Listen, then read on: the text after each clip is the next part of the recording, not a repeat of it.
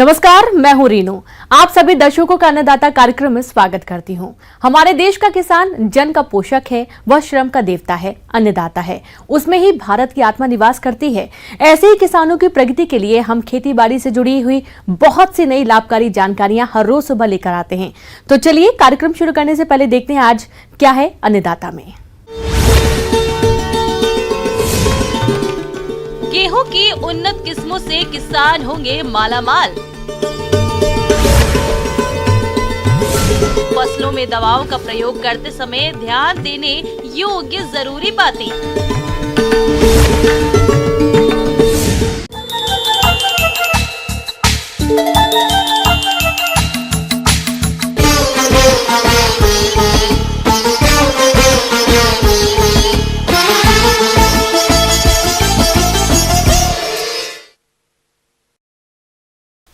कृषि भारतीय अर्थव्यवस्था की रीढ़ है और देश की बढ़ती आबादी को खाद्यान्न की आपूर्ति कराने के लिए किसान और कृषि वैज्ञानिक लगातार नई नई किस्मों और तकनीकों को समय समय पर इजाद करते रहते हैं, जिसमें आज हम बात करने वाले हैं करनाल जिले में स्थित भारतीय गेहूं और जौ अनुसंधान संस्थान द्वारा विकसित गेहूं की गई विकसित किस्मों के बारे में, जो अधिक उपज के साथ पोषण गुणों से भरपूर और रोग रोधी भी है।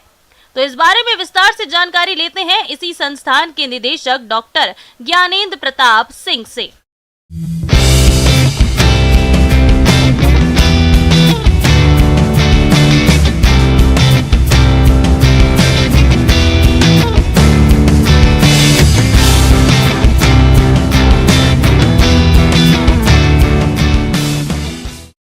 ये किस्में विभिन्न क्षेत्रों के लिए हैं और विभिन्न परिस्थितियों के लिए इनका विमोचन किया गया। इसमें ब्रेड की भी किस्म है और इसके अलावा कठिया गेहूं भी है और अन्य प्रकार की भी किस्में हैं। तो आप ये मान के चलिए कि जो 27 अनुमोदन के प्रस्ताव थे उसमें आपको 22 किस्मों पे अनुमोदन दिया गया है।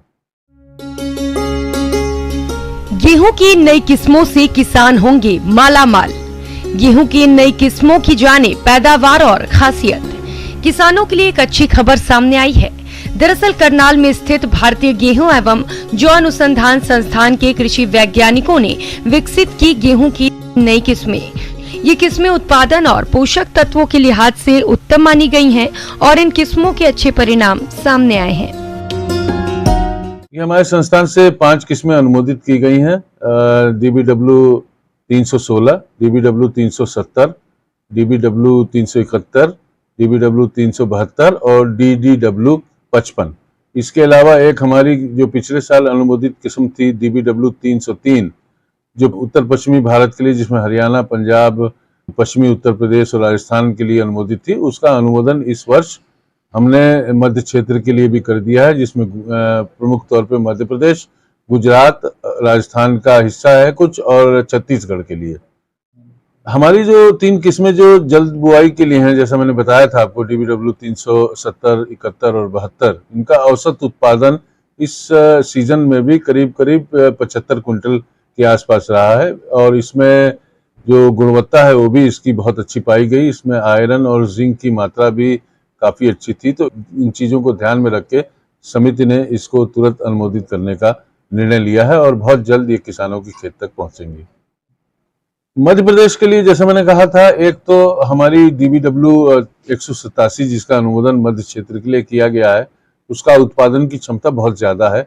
यहाँ पश्चिम भारत में उसका उत्पादन उत्तर पश्चिमी भारत में करीब 75 से 80 कुंटल के बीच में रहता है। इसके अलावा हमारी एक किस्म है जो DBW 303, वो भी इस बार अनुमोदित की गई है। इसके साथ ही IRI इंदौर की कई कठिया गेहूं की किस्में हैं जो मध्य क्षेत्र के लिए बहुत उपयुक्त हैं। साथ में गुजरात कृषि विश्वविद्यालय की GW 322, GW 366 आदि बहुत सी किस्में हैं जो किसानों को अभी मिल रही हैं और वो अच्छा उत्पादन दे रही हैं। फसल सुधार अन्वेषक ने कहा है कि अब किसानों को उत्पादन के साथ साथ गुणवत्ता और पोषण पर भी ध्यान देना होगा। उन्हें फसल बीजने से पहले मिट्टी की जांच करानी चाहिए।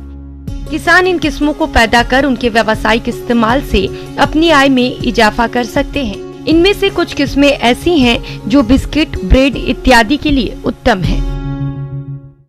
पहाड़ी क्षेत्र के लिए भी इस बार एक किस्म का अनुमोदन किया गया है जो विवेकानंद पर्वतीय कृषि अनुसंधानशाला से आती है, BL 2104। तो वो किस्म बिस्किट क्वालिटी के लिए बहुत उपयुक्त पाई गई है।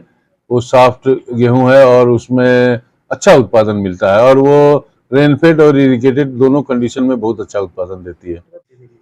इस वर्ष तो अभी कोई ऐसी किस्म का प्रस्ताव आया नहीं था जिसमें खारा पानी या कल्लर भूमि के लिए की जाए, लेकिन पूर्व में कई किस्में हैं।